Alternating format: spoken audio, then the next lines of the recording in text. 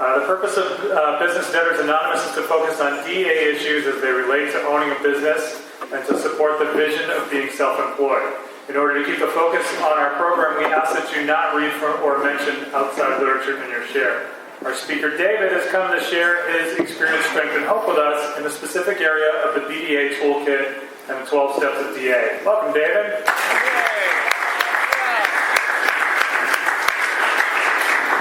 Hey there, I'm Dave, successfully recovering debtor. Hey, Dave. Thank you, Brian, for asking me to speak. And Brian just asked me, am I nervous?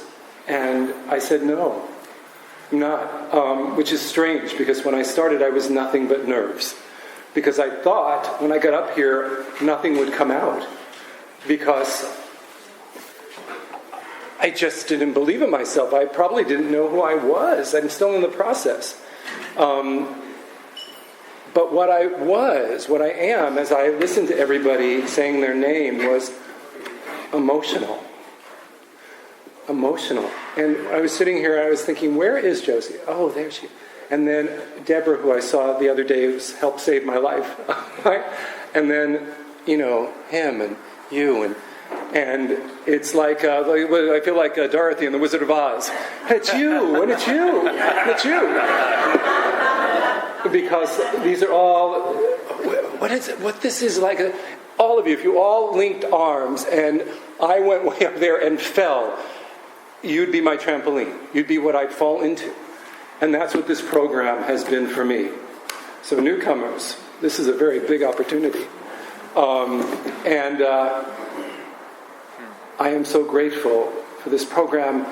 It is, I don't know what to do. I've been here 15 years and 8 months. And I came here, I'll do this, I try to wrap the beginning, the fun stuff. I came in here with like $10,500 in debt. I was an actor. I was struggling all the time. I came in here, I did everything people told me to do, which is the number one thing a debtor doesn't want to do. We don't want to listen. We don't want to listen. We don't want to listen because our childhood told us to do all kinds of things and we're still rebelling. That's what I think. Defiance is one of the biggest things. We don't want to do what you tell us to do. We want to do it our way because we didn't get to do it our way then and we're going to do it now our way. That's not a good plan. And so here, they tell me exactly what I needed to do. And there's things called pressure relief groups. Where two people, it used to be a man and a woman, I believe in this age of same-sex marriage, whatever, two people who are breathing and have a heart and a mind are going to be fine. And so I've had two women many times, in my PRGs.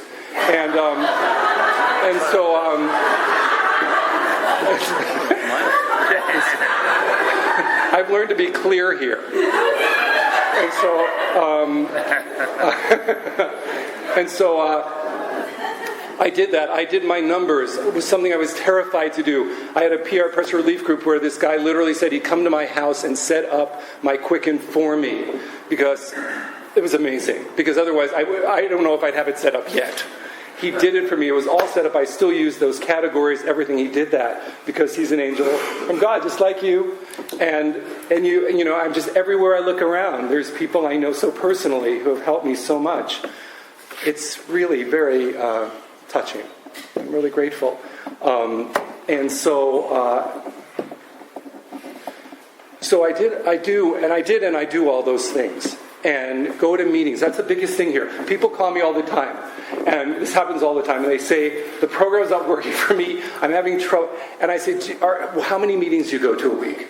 And the answer is usually from 0 to 1. I said, well, you should really go to the program.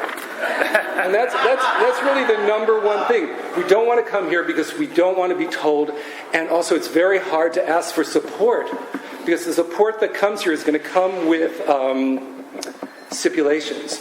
We're going to ask each other to do things that are going to be hard and painful sometimes. Because what I discovered is that I didn't feel I knew how to do it. How to live, how to do life, to do a job. I didn't feel like I knew how to do it. And the fact is, we don't. That's okay, it turns out. But we don't. And so coming in here and starting out and going as I did, I had been an actor, and I then was moving into journalism. And then from this program, within, I think, 8 months, I got a job as an associate editor at a magazine. And after that, I got, again, because of all the support here and sending out all kinds of packets and things and doing writing and all kinds of work, I got a job as a producer at a television network, which was a miracle, really. And I'd just been fired from the journalism job. And then I got this job here at the TV station. And this is how miraculous the program is. I've said this many times, is I had never worked in television. They liked my writing. So I got hired to do the life story of M&M. So I remember there, and I was the head producer, and there was a whole team around me, just scurrying around and asking.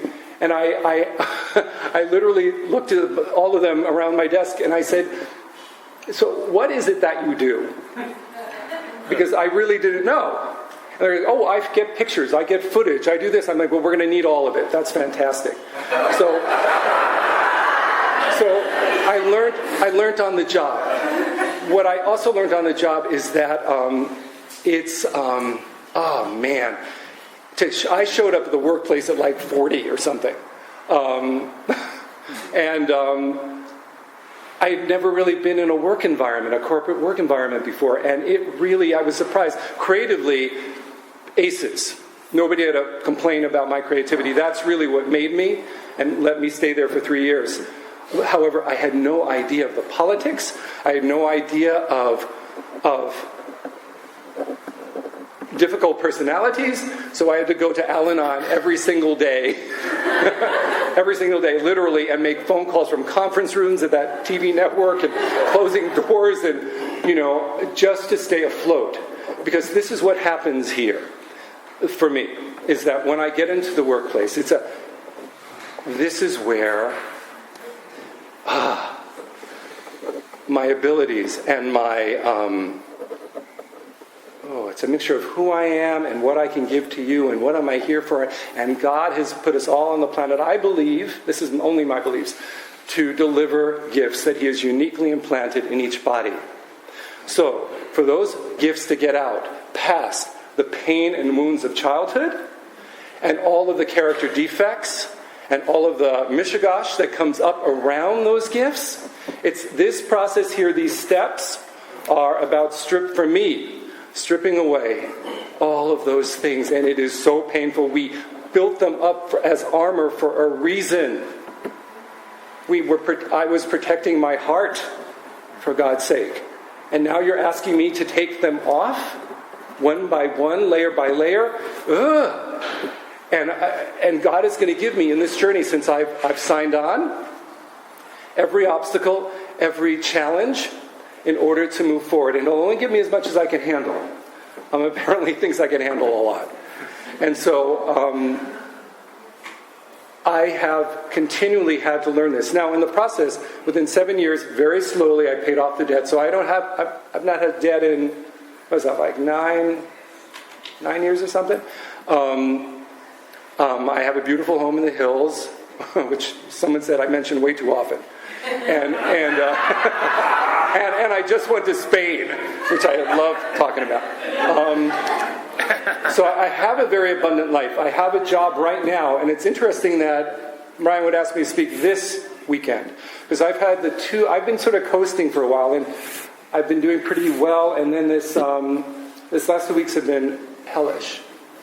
I got paired up with a difficult personality editor, and nothing will take me down quicker than a difficult personality. And what it did was, and this is the other end of it, the show went to shit, and I'm at the hub of it, and I have bosses who rely on me representing them. We're all connected here. When I came in, I was just here to be creative. This is a web. We're all together in this.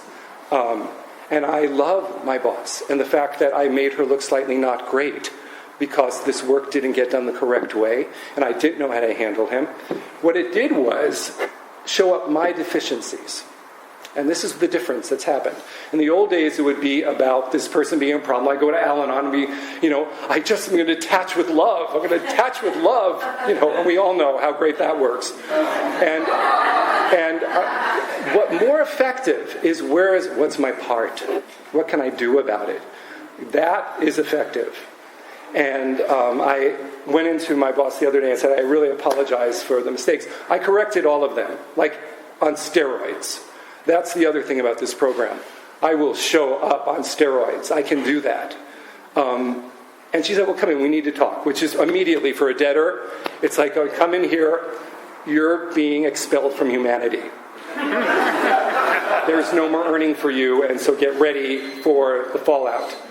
And but we sat down, and what we discovered in that, I shared with her all the ways I felt I had been deficient. And she admitted that I was dealt a bad hand. And I almost cried. And I'm not a guy who used to know how to cry. In fact, I sort of did. I had to put my head away because I couldn't let her see. Because I was so upset that a woman like her, who has given me so many opportunities, that I wouldn't know how to handle this. And the thing is, with difficult personalities, there's no room. One of my defects is perfectionism.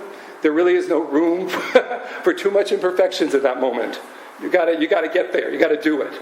And we looked at my process and where I'm lacking and how I can improve it. And I have another show coming up, and she said, I'm very nervous about you doing this.